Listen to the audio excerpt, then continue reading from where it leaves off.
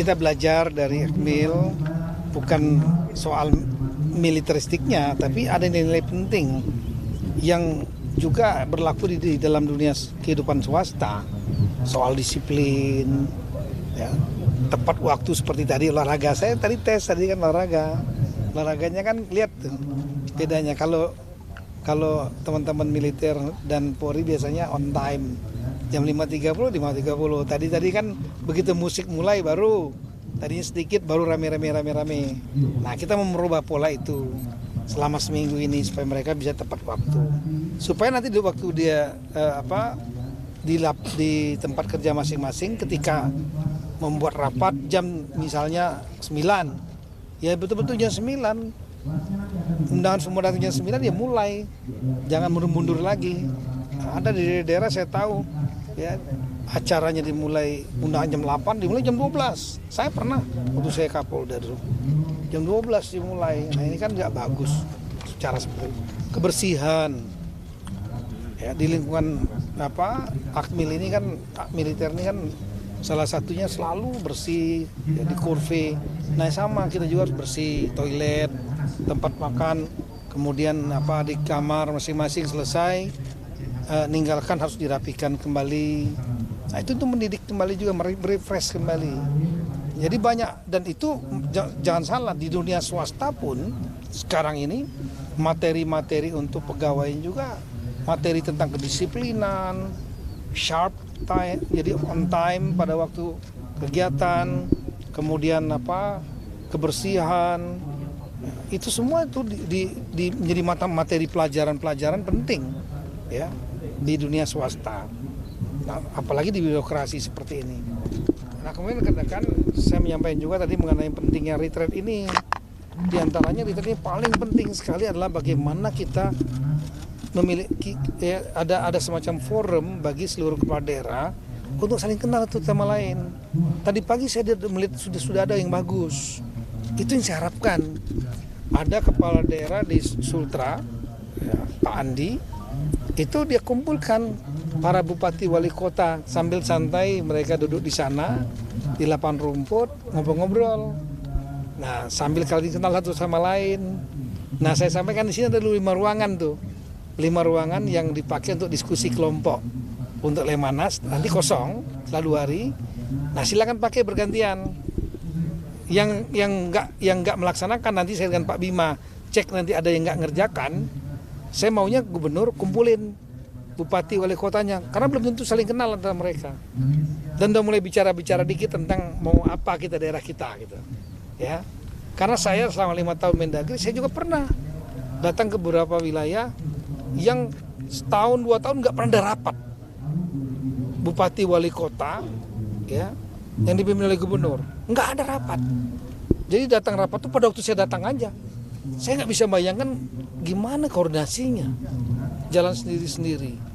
Nah, ini saya harusnya rapat tingkat provinsi itu paling nggak lah 3 bulan 4 bulan sekali mengevaluasi apa yang sudah dikerjakan, apa yang kurang, saling bantu gitu.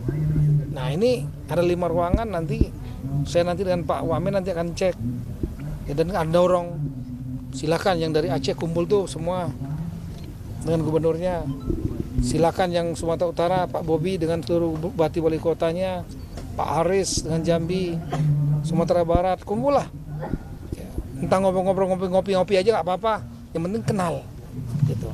Inilah momentumnya. Kalau sudah kembali daerah masing-masing, udah sibuk sendiri-sendiri dengan berbagai persoalan sendiri-sendiri. Itu yang saya sampaikan. Samping nanti akan ketemu para menteri di Lemhanas, ya, diskusinya kelompok biar menarik supaya nggak ngantuk gitu. Nanti itu kelompok nanti akan saling bertanya, saling nyampaikan pendapat. Nah, itu bagus, ya, interaktif. Nah, yang berikut lagi tadi saya sampaikan mengenai pengelolaan APBD. Karena pengelolaan APBD di mata saya juga banyak yang tidak efisien. Ya, yang dipikirin hanya belanja aja. Bagaimana ngabisin belanja? Akibatnya apa? Program-programnya banyak yang nggak efisien. Perjalanan dinas, rapat-rapat yang nggak perlu, yang sebetulnya cukup dengan dilakukan Zoom, ya. Itu harapan cukup sekali dibikin 4 kali. Nah, itu tadi saya sudah sampaikan. Hari ini saya akan mengeluarkan surat edaran ya, kepada seluruh daerah item apa saja yang harus dilakukan efisiensi dan caranya bagaimana, dan kami akan monitor melalui sistem kami daerah mana, dan setelah itu ditembuskan kepada Mendagri apa saja yang diefisiensikan ya, dan tapi intinya yang utama, kegiatan utamanya tetap berjalan, target-target harus tetap tercapai, jangan sampai kemudian mereka membuat efisiensi yang sembarangan yang kemudian malah nggak nyampe target. Ada daerah-daerah yang saya sudah disampaikan yang bisa silpanya, sisa lebih penggunaan anggarannya tahunannya bisa sampai ada yang 5 triliun. Artinya nggak digunakan untuk kepentingan rakyat. Tadi saya disampaikan.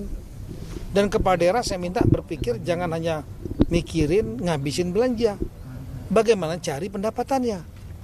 Di antaranya adalah mempermudah kemudahan berusaha untuk para swasta. Swasta ini bukan hanya asing ya, swasta dalam negeri, UMKM itu dipermudah, jangan dipersulit.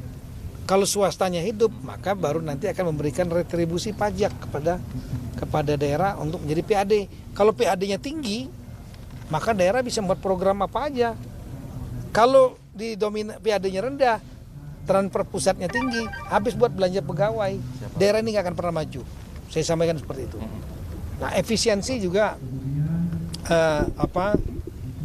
karena ada 1.300 triliun di daerah ini ya, maka harus tepat sasaran dan kami akan awasi. Kemudian yang saya sampaikan lagi adalah mengenai masalah masalah kebersihan.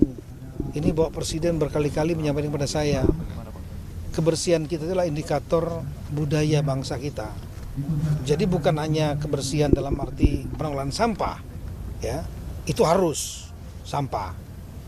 Jangan autopilot. Ada daerah yang bagus punya ide dan punya terobosan yang sudah dilaksanakan. Saya nggak mau sebutkan lah ya. Tapi ada juga yang daerah itu autopilot. Pemimpinnya nggak peduli kepada kebersihan sampah dan lain-lain. Akibatnya merusak lingkungan. Kemudian yang punya lautnya hancur, ikan-ikannya mati karena makan plastik ya.